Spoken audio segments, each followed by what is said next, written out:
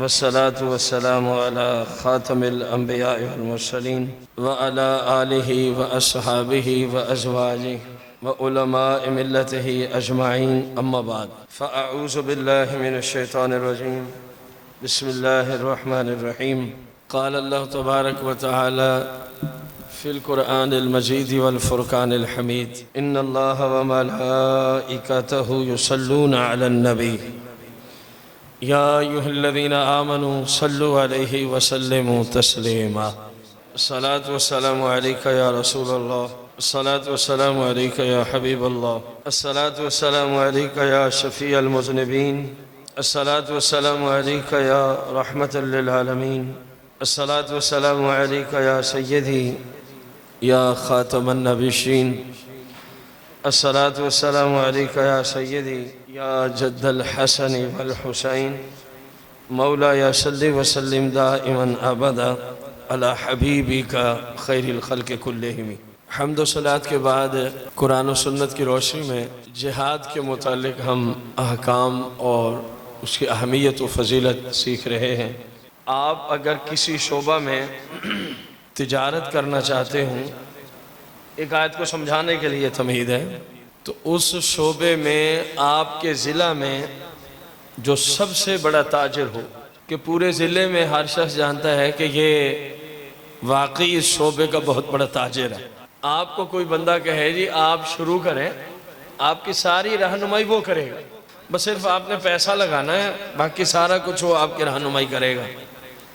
تو آپ کو تسلی ہو جاتی ہے کہ یار خیر ہے، 50 سال کا اس کا تجربہ ہے اسی شعبہ تجارت، رہنمائی تو ساری اس کی ہے، میں نے صرف پیسے دینے ہیں یا دکان پہ بیٹھنا ہے، سیل اینڈ پرچیز سارا سسٹم اس نے ہی دیکھنا، وہ جیسے کہے گا ویسے کرتے جائیں گے.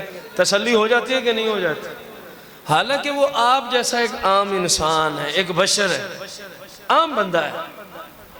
صرف آپ کو تسلی کیوں ہوئی؟ آپ نے 5 کروڑ 10 کروڑ 20 50 کروڑ ارب جتنے سے بھی آپ نے سسٹم چلانا تھا، اس کے کہنے پہ آپ نے چپ کر کے لگا دیا کہ آپ کو تھوڑی سی کیا ہو گئی ہے کہ یار کوئی نہیں، ماہر بندہ ہے، 50 سال کا اس کا تجربہ ہے. معلوم ہوا کہ جس شعبے کا ماہر بندہ آپ کو تسلی دے آپ یہ کریں کچھ بھی نہیں ہوتا تو بندہ قوی ہو جاتا ہے.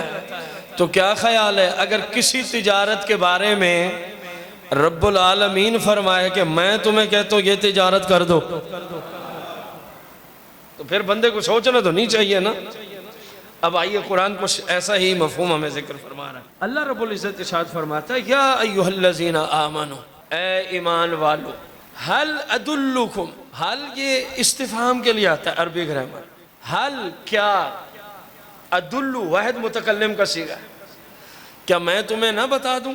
اللہ فرما رہا ہے اپنے بندوں سے. حال کیا، بندے کون سے؟ یا ایھا الذین آمنوا، ایمان والوں سے خطاب ہے. حال کیا، ادلو، میں نہ تمہیں بتا دوں، کم، تمہیں کیا چیز بتانی ہے؟ الا تجارہ، ایک ایسی تجارت. تجارہ یہاں پہ موصوف ہے، اگلا سارا جملہ فعلیہ اس کی صفت ہے، تو اس لیے میں نے ترجمہ کیا کیا میں تمہیں نہ بتا دوں ایک ایسی تجارت کہ اس میں پھر کیا ہوگا؟ تنجیکم من عذاب علیم. وہ ایسی عظیم تجارت ہے اگر تم وہ کر لو، اگر تم وہ سودا کر لو تو میں رب ہو کے قرآن میں گارنٹی دے رہا ہوں کم از کم تمہیں عذاب نہیں ہوگا. اب اس تجارت اور سودے کا حکم کون دے رہا ہے؟ اللہ رب العزت عطا فرما رہا ہے. اور کن کو دے رہا ہے؟ یا ایھا الذین آمنوا. ایمان، الحمدللہ ہم سب اللہ کے فضل سے مسلمان ہیں، تو گویا ہمیں حکم دے رہا ہے. یا اللہ وہ تجارت کیا ہے؟ فرمایا تؤمنون باللہ ورسولہ. تجارت شروع ہو گئی، جو کرنا ہے ہم نے کام.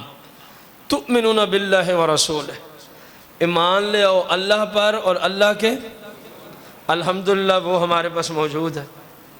اللہ پہ بھی ایمان رکھتے ہیں کہ اللہ وحدہ، اللہ پہ ایمان رکھنے کا ایک معنی ہے نا کہ اللہ وحدہ، یعنی اللہ کی ذات ہی فقط واجب الوجود ہے، اللہ کی ذات ہی ہے جو صرف عبادت کی مستحق ہے، اللہ کی ذات ہی ہے جس کی نہ کوئی ابتدا ہے اور نہ ہی کوئی انتہا ہے، اللہ کی ذات ہی ہے جس میں کوئی تغیر و تبدل نہیں ہے کہ 5000 سال پہلے اس کی شان اور تھی، 5000 سال کے بعد کیونکہ اتنے لوگوں نے اس کی عبادت کر لی اب شان بڑھ گئی ہے۔ یہ فانی کی صفت ہے، یہ قدیم کی صفت نہیں ہوتی۔ قدیم جہاں ہے بس وہیں ہے، اس کی حدیں کوئی نہیں ہے، کوئی حد ہوگی تو گھٹنا بڑھنا ہوگا نا۔ وہ جب سے تھا، جب سے ہے اور عبدالآباد تک ہے، اس کی شان ایک ہی جگہ ہے۔ وہ جگہ کیا ہے کوئی بھی نہیں جانتا، اس کی شان کو کوئی بھی نہیں جانتا۔ بس یہ عقیدہ رکھنا کہ وہ وحدہ لا شریک ہے، کوئی ایسی ذات اور نہیں جس کی عبادت کی جا سکے۔ جو تصور میں بھی لے آئے نا فلاں اتنا اونچا نبی ہے، اگر اس کی عبادت کر لیں خیر ہے، بندہ کافر ہو جائے گا۔ عبادت صرف اللہ کی ہے، تؤمنون باللہ، اور اللہ کو ہر عیب سے پاک ماننا بھی ضروری ہے۔ سبحان الذی اسری بعبدہ لیلا من المسجد الحرام الى المسجد الاقصی، قرآن کہہ رہا ہے، میں تو نہیں۔ سبحان کسے کہتے ہیں؟ کسی لغت کے ماہر سے جو عربی لغت کو سمجھتا، سبحان۔ کیونکہ بظاہر آپ توجہ کریں نا، ایک بندہ جو مکے والوں میں زندگی بسر کر رہا ہے، اگر وہ فرمائے کہ میں راتوں رات لا مکانوں تک گیا، رب سے گفتگو بھی ہوئی، واپس بھی آ گیا، کوئی ماننے کو تیار نہیں ہوگا۔ اللہ نے فرمایا یہ بات ٹھیک ہے بظاہر کہ اگر وہ فرمائے، اللہ نے اسلوب کیا رکھا؟ سبحان، فرمایا پاک ہے وہ ذات الذی اسری بعبدہ لیلا من المسجد الحرام الى المسجد الاقصی۔ فرمایا میرا حبیب تو دعویٰ ہی نہیں کر رہا کہ میں گیا ہوں، جو دعویٰ کر رہے وہ ہر عیب سے پاک ہے۔ فرمایا پاک ہے وہ ذات، یعنی رب کی، جو اپنے پیارے خاص بندے کو مسجد حرام سے مسجد اقصی، وہاں سے آسمانوں اور پھر وہاں سے لامکانوں تک لے گئے۔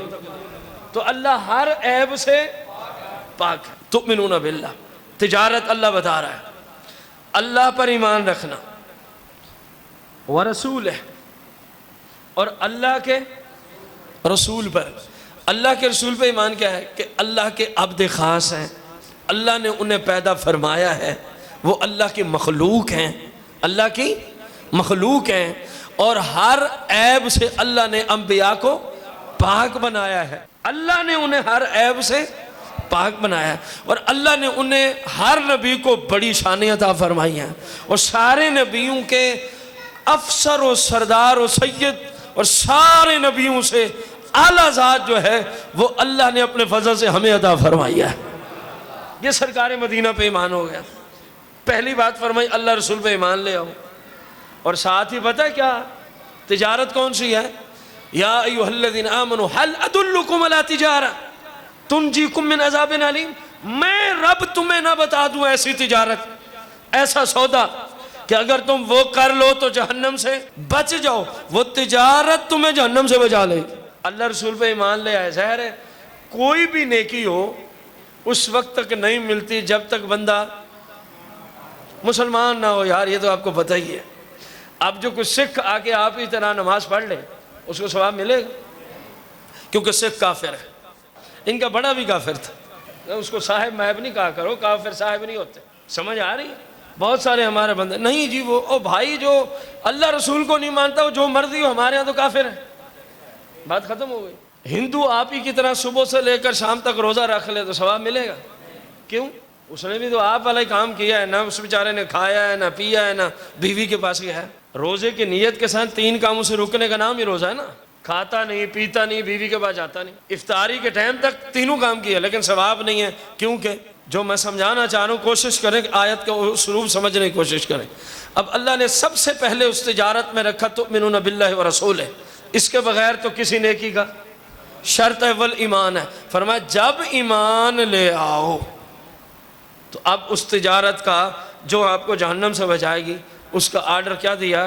فرمایا وَتُجَاهِدُونَ فِي سَبِيلِ اللَّهِ، فرمایا جس تجارت کے بارے میں میں رب تمہیں فرما رہا ہوں کہ تمہیں جہنم سے بچا لے گی، وہ تجارت ہے وَتُجَاهِدُونَ فِي سَبِيلِ اللَّهِ، اللہ کی راہ میں جہاد کرنا۔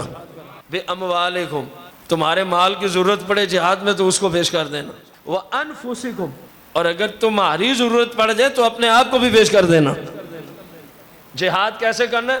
مال سے بھی جہاد کرنا ہے، جان سے بھی، دونوں چیزیں حاضر ہیں۔ جیسا کہ ہم، یہ آخری آیت ہے جہاد کے موضوع پہ، بہت ساری آیات ہیں، میں آخری پڑھوں، آگے ہم احادیث لے آئیں گے، ان کے اندر ان باتوں کی ساری تفصیل آئے گی۔ ذالکم خیر لکم، اگر تم جہاد میں اپنا مال بھی دے دو، ضرورت پڑنے پہ اپنے آپ کو بھی پیش کر دو، ذالکم، یہ والا کام، یعنی جہاد میں مال دینا اور اپنے آپ کو پیش کرنا، خیر لکم، بہت ہی اچھا ہے۔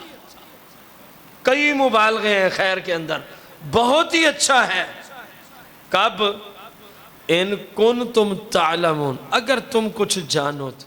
ظاہر ہے احمق بندے کو کیا پتا، کہ تھوڑی بہت شعور رکھتا ہو، عقل رکھتا ہو، کچھ سمجھداری ہو، فرمایا ان کنتم تعلمون، اگر تم جانو تو پھر جہاد فی سبیل اللہ تمہارے لیے خیر لکم۔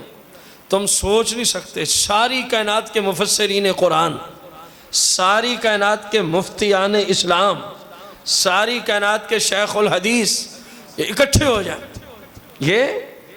ہو جائیں اور اسی خیر اللہ کو کم سمجھانے بیٹھ جائیں تو جو رب کی مراد ہے خیر اللہ کو، وہ کم از کم سارے مفتی آپ کو نہیں سمجھا سکتے۔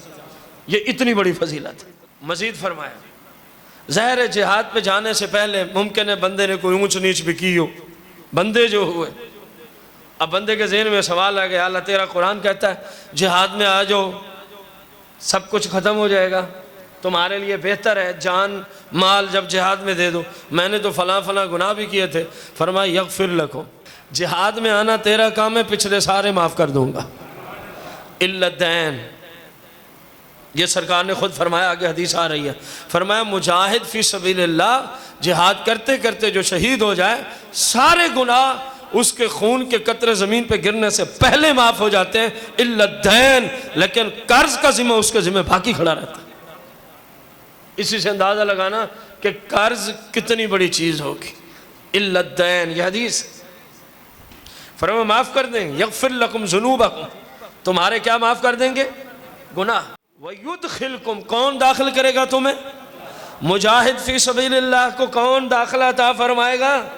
کہاں؟ جنات۔ فرمایا میں رب تم سے وعدہ کر رہا ہوں، ادھر تم آ جاؤ، کیونکہ تجارت کے بارے میں ہی بتا رہا ہوں نا کہ یہ تجارت کر لو خیر لکم، تو پھر اس کے خیر لکم کی کچھ تفسیر بیان کی جا رہی ہے۔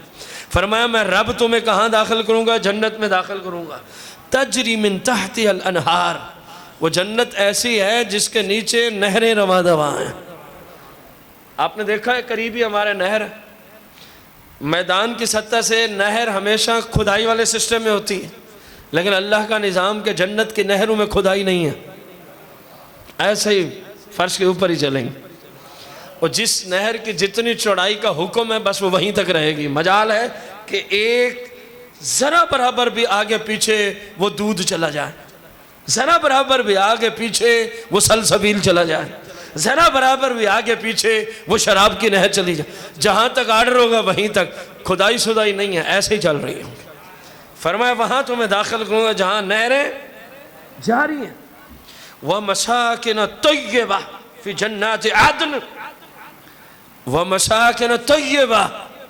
اب چلو میرے جیسا ایک عام بندہ جو کہے نا یہ گھر بڑا پکیزہ ہے، تو اختلاف کی کم از کم اختلاف کی جگہ باقی ہے، کم از کم گنجائش باقی ہے، یار عام بندے نے کہا ہے پکیزہ گھر ہے، اور اگر رب قرآن میں فرما دے وَمَسَاكِنَ طَيِّبَةً، فرمایا ایسے محلوں میں داخل کروں گا جو پکیزہ محل ہیں۔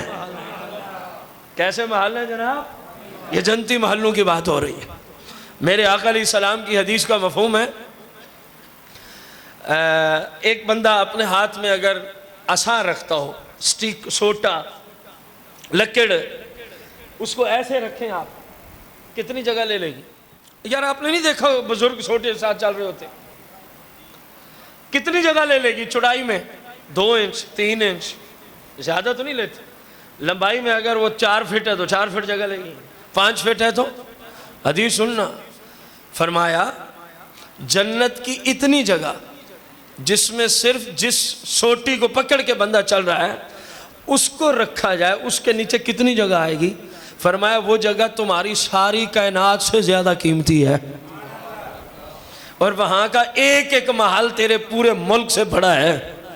وَمَسَاكِنَ طَيِّبَةً وَمَسَاكِنَ، ہوا میں اڑنے والے گھوڑے، یہ میں حدیثیں پڑھ رہا ہوں، احوال آخرت کتاب امام جلال الدین سیوطی رضی اللہ تعالیٰ عنہ کی، آپ وہاں پہ جائیں، بالتفصیل آپ کو جنت اور دوزخ کے بارے میں حدیث مل جائیں گی۔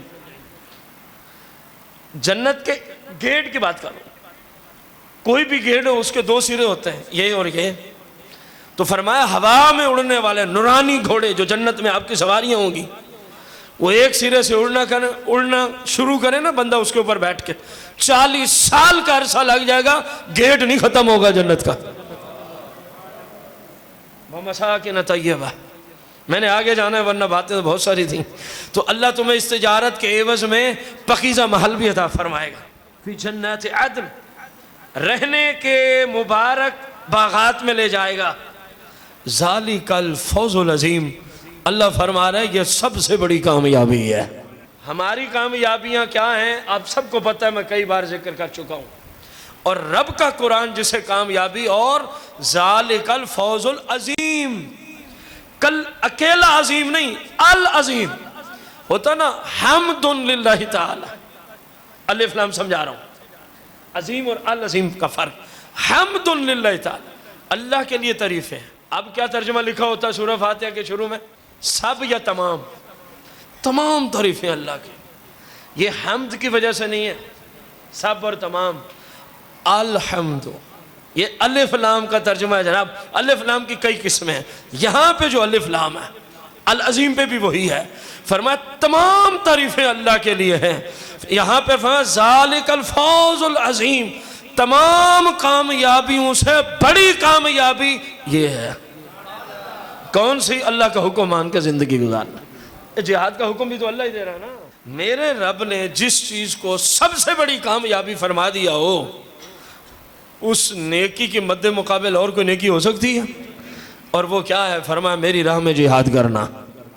رسول اکرم نور مجسم صلی اللہ علیہ وسلم سے ان ابی سعید الخدری رضی اللہ عنہ قال اتى رجل رسول اللہ صلی اللہ علیہ وسلم، حضرت ابو سعید خدری رضی اللہ عنہ بیان فرماتے ہیں ہم بیٹھے تھے، آقا علیہ السلام کی تشریف فرما تھے، محفل چل رہی تھی، اتا رجل، ایک شخص آیا رسول اللہ صلی اللہ علیہ وسلم جناب رسول کریم کی بارگاہ قدسیہ میں، فقال ای الناس افضل، عرض کی یا رسول اللہ آپ کے اور آپ کے رب کے نزدیک آپ کی امت میں سب سے افضل ترین مومن کون سا ہے؟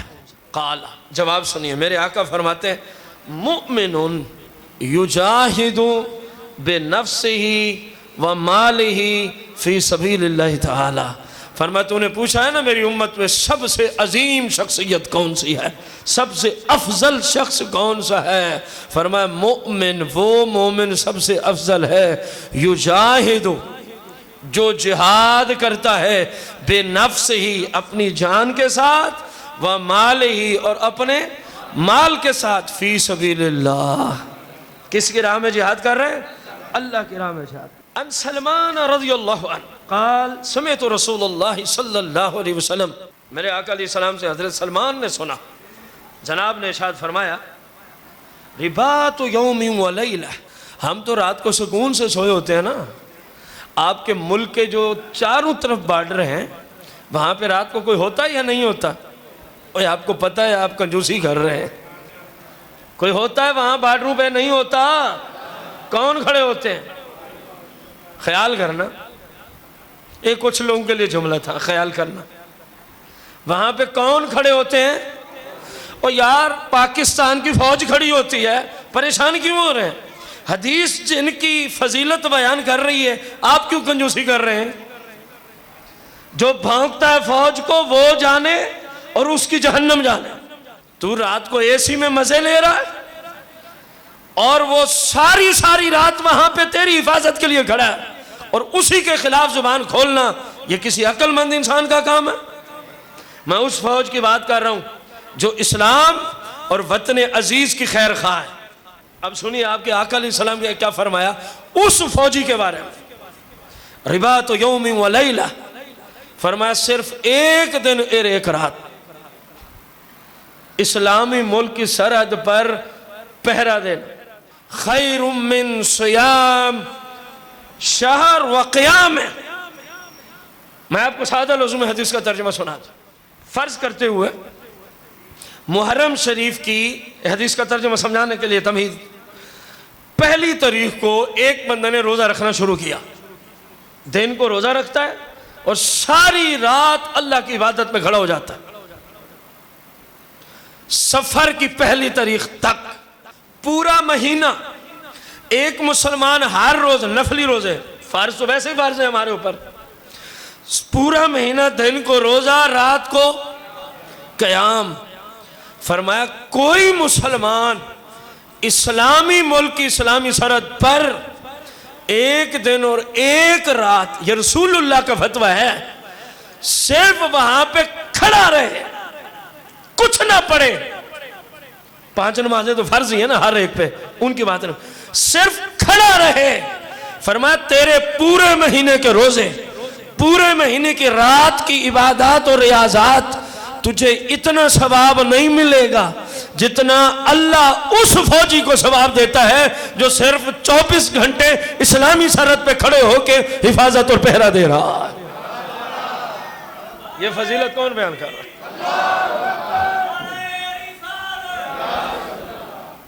یہ فضیلت کس نے بیان کی ہے؟ فوج کی، جس کا کلمہ پڑھ کے آپ اور میں مسلمان ہیں. تو سرکار مدینہ ان کی فضیلتیں بیان کرتے گئے، ہم انہی کے جناب والا وردیاں اتارنے کے پیچھے پڑے.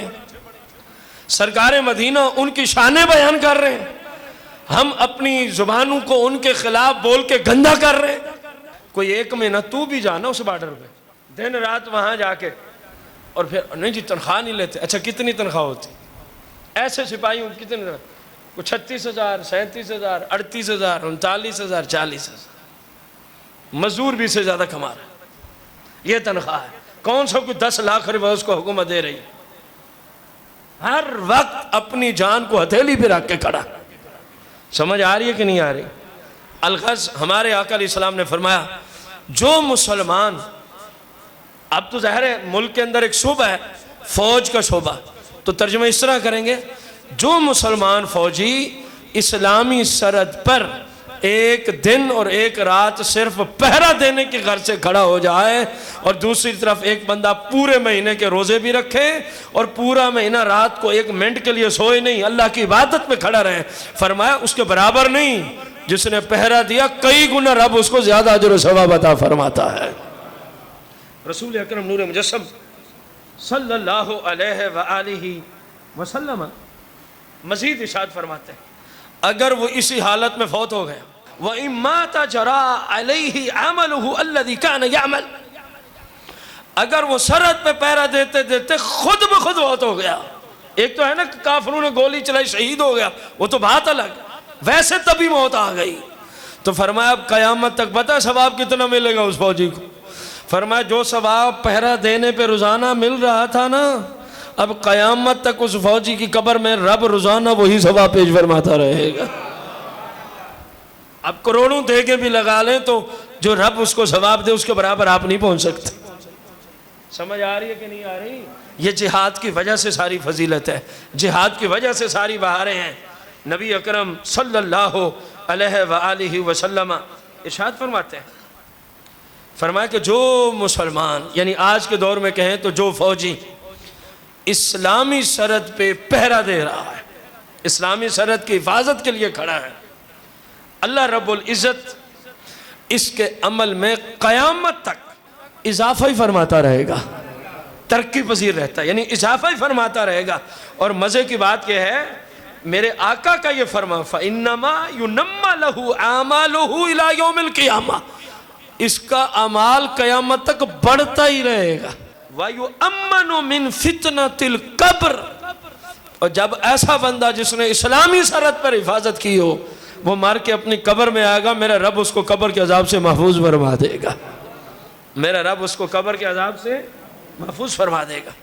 وعن عثمان رضی اللہ عنہ قال سمعت رسول اللہ صلی اللہ علیہ وسلم یقول رباط یوم فی سبیل اللہ خیر من 1000 یوم فیما سواہ من المنازل. رسول اکرم نور مجسم صلی اللہ علیہ وسلم نے فرمایا ایک فوجی، ایک مسلمان اسلامی سرحد پر کھڑا ہے پہرا دے کے، اور دوسرا بندہ کسی اور جگہ مسلمانوں کی حفاظت کے لیے کھڑا ہے، کھڑا وہ بھی حفاظت کے لیے لیکن سرحد پہ نہیں کھڑا. تو ہمارے آقا صلی اللہ علیہ وسلم نے فرمایا یہ اور بندے کو بھی اللہ ثواب دے گا کیونکہ وہ مسلمانوں کی عزت مال جان کی حفاظت کے لیے کھڑا ہے، لیکن سرحد پہ کھڑا ہونے والا اور عام جگہ پہ کھڑا ہونے والا زمین و آسمان کا فرق ہے. ہمارے آقا علیہ السلام فرماتے ہیں اللہ اس کو جو سرحد پہ کھڑے ہو کے پہرا دے رہا ہے عام بندے کے 1000 دن کے پہرا دینے سے بھی زیادہ ثواب دیتا ہے. ایک دن کے پہرے کا اجر و ثواب اللہ اسے عطا فرماتا ہے.